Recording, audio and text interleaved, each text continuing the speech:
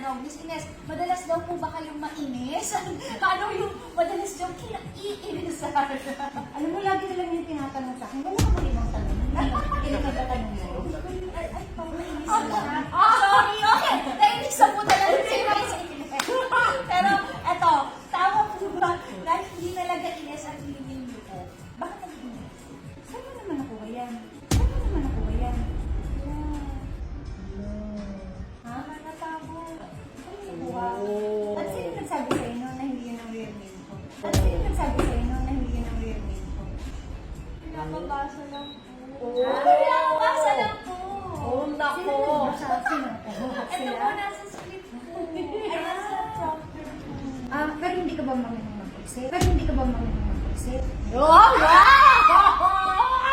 Nakakakaba po!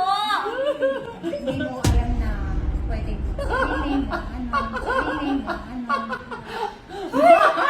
Ayan na, mabuti pa, I think gutom lang ha. Mga kapuso, ganyan po kahusay talaga si Ines sa mga ganito, Ines sa mga ganito trendy.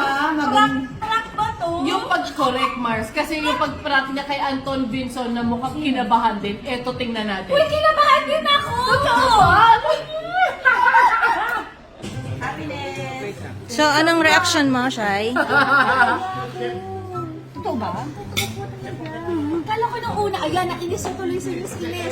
Ganun lang. Oo. Tuloy. Tapos nakikita ko yung itsura ni Ate Suzy. Pero alam mo, tumitig ka. Oo, bingit tayo doon sa makeup room eh. Bingit kami sa makeup room ni... Asan ako mo?